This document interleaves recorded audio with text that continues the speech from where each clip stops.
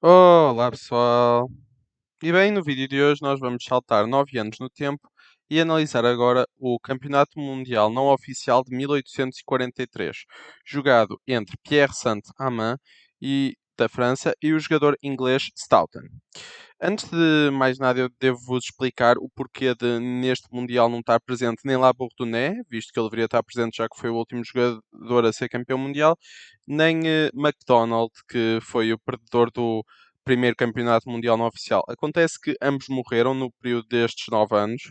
Eh, Labordonnais em 1840 e McDonald em 1835, pelo que neste Mundial temos dois jogadores nunca antes vistos no cenário global de xadrez. Esta é a última partida do seu match de Mundial, que foi um match a 6 partidas, e na entrada desta sexta ronda está 2,5 para o Stoughton contra 2,5 para o Saint-Amand, portanto quem ganhar esta partida é campeão mundial. Saint-Amand está com as peças pretas e Stoughton está com as peças brancas e Stoughton abre com D4. Temos E5, a defesa holandesa, C4, C6, cavalo C3, E6, bispo F4 e agora D5. Temos E3, cavalo F6, cavalo F3, bispo E7, bispo E2, roque, roque. E até aqui todos os lances são bons, ok. Esta estrutura é um pouco melhor para as brancas, visto que este peão pode ser uma fraqueza, mas ambos os jogadores estão a jogar como, digamos assim, como manda o manual, a desenvolver as peças e tal. Mas aqui Santama comete o que eu considero ser primeira imprecisão do jogo, que é jogar bispo D6. Não faz sentido nenhum, tendo ainda um cavalo, um bispo e uma torre e uma dama por desenvolver, jogar-se o bispo pela segunda vez na abertura. Não faz sentido nenhum jogar-se bispo E7 e bispo D6 e pior ainda, este bispo é o bispo bom das brancas e este bispo é o bispo mau das pretas. Não, este é o bispo bom das pretas e este é o bispo mau das brancas. Porque é que é o bispo mau? Porque a estrutura de peões está na mesma casa que este bispo e este bispo é bom porque os peões estão numa casa diferente, pelo que não faz absolutamente sentido nenhum esta troca. Stoughton nem sequer trocou, jogou cavalo E5, centralizando o cavalo e ocupando já esta forte casa central. Aqui tivemos D toma C4, que é um lance bastante mau por parte de Saint-Amand, visto que este peão já era uma fraqueza, mas era uma fraqueza difícil de se atacar.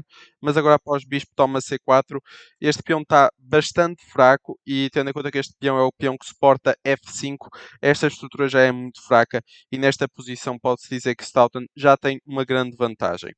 Aqui tivemos cavalo toma D5, simplesmente a pressionar os dois pontos. Não faria sentido nenhum tomar-se aqui o cavalo, por exemplo. Estaria-se a facilitar muito o jogo por parte das pretas, visto que este bispo estaria livre para sair da sua cadeia, como já não existiria este peão fraco aqui. Tivemos bispo G3 e aqui tivemos bispo toma E5. Um lance que em parte não faz sentido, visto que este é o bispo bom das pretas. Por outro lado, este cavalo em E5 está realmente muito forte.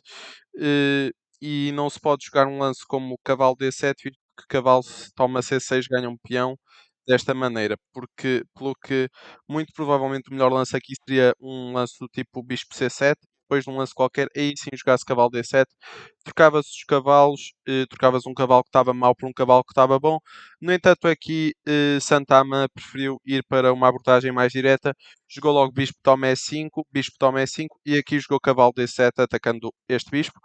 Uh, Stoughton não queria ter os seus peões dobrados, não queria ter a sua estrutura danificada e não queria perder o seu bispo, então jogou bispo G3. Tivemos cavalo de 7 salta para B6, atacando assim o bispo. E caso já tivéssemos a torre em E1, faria algum sentido jogar-se bispo F1, em que as torres ficam com as colunas boas e este bispo daqui pode manobrar para várias casas, mas como a torre ainda se encontra em F1, temos não outro lance que bispo E3. E aqui temos H6. E este lance já parece um pouco estranho, porque a dama vai conseguir entrar nestas casas. As casas brancas estão muito, muito fracas. Se conseguir destruir o centro com um lance do tipo E4 ou bispo C2 e E4 depois, as brancas vão realmente ter o jogo ganho. E aliás, nesta posição, as brancas já estão bastante bem. Tivemos A3 por parte do Stoughton, dama E7. torre C1, bispo D7, com ideias de talvez jogar bispo aqui, bispo aqui. E aqui tivemos uma sequência bastante má, na minha opinião, de lances por parte destes dois jogadores, que foi cavalo toma D5, que é um lance mau, porque após é toma D5, as pretas deixam de ter a maior fraqueza da sua posição, que era o peão D6. E após cavalo toma D5, o Santama nem sequer comeu de peão, ou seja, não só deixou de ter a sua fraqueza, como também abriria caminho para o bispo, como comeu de cavalo, simplesmente. E aqui, ainda que pareça que não dá para separar F4, o que é verdade, não dá para separar de nenhuma maneira simpática F4, daí que foi jogado bispo toma D5, e aí sim é toma D5. No entanto, isto permitiu às pretas ter uma estrutura relativamente sólida, ok? Não é uma estrutura perfeita, mas até uma estrutura bastante boa. No entanto, aqui poderia-se ter jogado um lance qualquer, do tipo dama D3, e após, por exemplo, F4, é toma F4, cavalo toma F4 e dama E4, centralizando a dama. E este peão está fraco, ok? Este peão está muito fraco, vai ser um alvo bastante fácil para as brancas. O cavalo está atacado, provavelmente teria que se jogar um lance como dama F6. E aqui após bispo C2, a posição já é bastante má para as negras, que irão ver o seu rei a fazer um passeio autêntico pelo tabuleiro, depois de levar com uma sequência muito provável de cheques e este peão que muito provavelmente irá cair, pelo que não havia motivos para se temer na realidade F4. No entanto, aqui jogou-se bispo toma D5, com medo do tal F4, imagino eu, e depois de E toma D5, tal como eu já disse, a estrutura das pretas já é bastante boa. Seguiu-se bispo E5 e a ideia deste lance é simplesmente jogar F4 e trazer as peças de brancas para o ataque, que é uma coisa que fazia mais sentido antes do que propriamente agora, porque agora há muito poucas peças e não é no tabuleiro e não é muito difícil de se defender este ataque com as peças pretas. Ok. E bem, mas bem, tivemos rei H7, F4, cumprindo com o tal plano de vir com a torre, vir com a dama, vir com a outra torre e tal. E aqui tivemos A6, torre F3, seguindo com o plano, torre F7, com a ideia de trazer esta torre para esta ala, torre em G3 para criar pressões nesta coluna e abrir caminho para a dama entrar, torre em G8, defendendo todo o tipo de ameaças nesta coluna, e aqui dama H5. E aqui uma defesa bastante simples para a casa de G6, sim, porque aqui está-se a ameaçar mate em 2. Isto seria mate em 2, não se pode tomar a dama porque está pregada. Pelo que aqui se jogou dama em E6 por parte do Saint Amand e aqui seguiu-se o plano, que foi simplesmente jogar-se torre F1. Aqui tivemos bispo E8, com todo o tipo de ameaças de tirar a torre e a dama estar atacada, pelo que tivemos simplesmente dama H4, sendo assim de uma casa branca que poderia sofrer ataques por parte do bispo, passando para uma casa negra. Tivemos dama E7, propondo a troca das damas, e com isso acabar-se-ia o ataque todo do Stoughton. No entanto, aqui um lance bastante criativo, no qual não se mexe a dama, nem se troca as damas, não. Simplesmente torre G5, que aproveita-se da pregagem e deste rei estar preso a estas duas casas para se conseguir defender indiretamente a dama. Um lance bastante interessante por parte do Stoughton. Tivemos dama E6 pelo Santama e aqui torre F3. Portanto, basicamente o Santama está a deixar o Stoughton fazer praticamente tudo o que ele quer fazer na ala de rei e a grande dúvida é, será que o Stoughton quer fazer na ala de rei é bom o suficiente? Ou será que isto não vai dar em nada e o Santama vai se aproveitar desta ala de dama que está bastante indefesa e deste rei que está bastante desprotegido? Vamos lá ver o que é que isto vai acontecer. Torre D7, dama H3, torre em F7 de novo. Santama está simplesmente a passar a vez, também não tem muitas coisas que possa fazer. Torre de FG3.